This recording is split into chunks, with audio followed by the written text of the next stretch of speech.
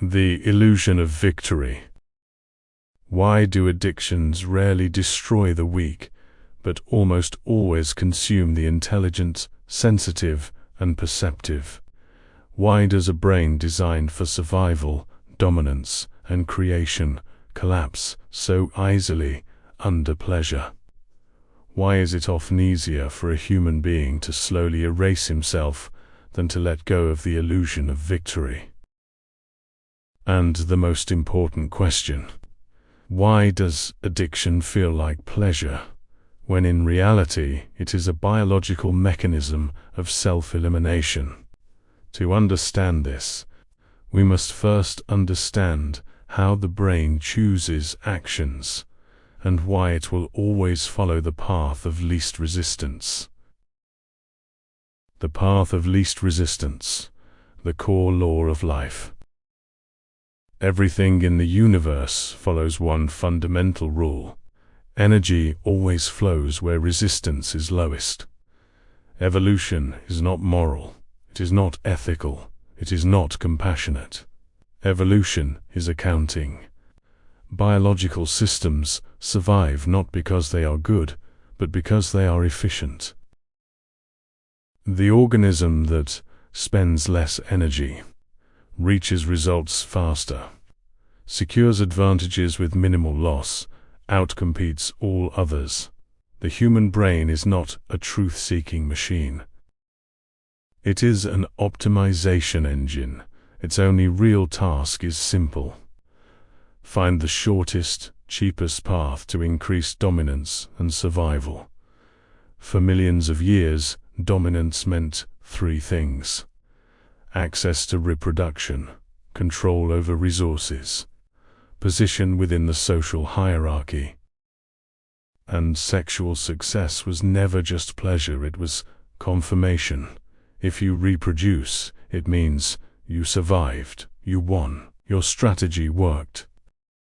That is why sexual reward feels stronger than any other reward. Not because it is fun, but because evolutionarily it signals mission accomplished. The modern paradox and false exits. Modern humans live in conditions that never existed long enough to be tested by evolution. Sexual signals are everywhere. Real reproductive opportunities are scarce.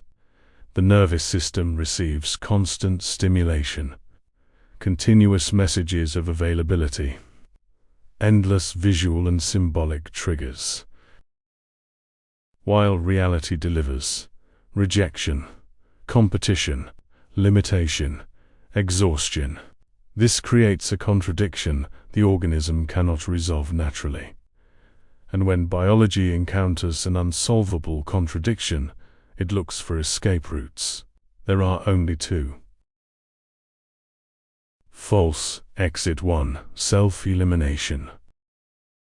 If the organism repeatedly receives the signal, sexual opportunity exists, but not for you, it reaches a brutal conclusion: you are non-competitive. In nature, this meant only one thing: the individual should not continue. This is not psychology, this is evolutionary triage. The body initiates shutdown protocols: depression, loss of curiosity, immune collapse, chronic illness, self-destructive behavior. From the perspective of the species, this is efficiency. You're non-competitive. In nature, this meant only one thing: the individual should not continue. This is not psychology. This is evolutionary triage. False exit 2: simulated dominance. But humans possess something no other animal has: imagination powerful enough to replace reality. When real dominance is inaccessible, the mind builds a substitute. Fantasy has no limits, no rejection, no hierarchy, no effort, no competition. In imagination, you are desired, you are chosen, you are dominant, you are victorious. Addiction emerges not from weakness, but as an evolutionary loophole. How chemistry locks the illusion. Sexual fantasy and masturbation trigger a neurochemical cascade. Unlike almost anything else, the body releases norepinephrine gives confidence, alertness, readiness. Serotonin gives safety, satisfaction, meaning. Endorphins gives emotional anesthesia. Dopamine gives reinforcement of strategy. This is not pleasure. This is a full simulation of life victory. The brain cannot distinguish. I achieved dominance from my imagined dominance vividly enough. To the nervous system, both are identical. Without risk, pain, struggle, delay. Internal hierarchy of actions. The brain cannot pursue everything. It must rank behaviors. Each activity is evaluated by a simple formula. Reward minus effort. Addictive behaviors dominate this equation because reward is extreme. Effort is near zero. Everything else loses. Work feels pointless. Relationships feel exhausting. Long-term goals feel unbearable. This is not laziness. This is rational behavior inside a corrupted reward system. How the person collapses. Chronic overstimulation causes receptor desensitization, emotional flattening, loss of baseline joy. Simple pleasures disappear.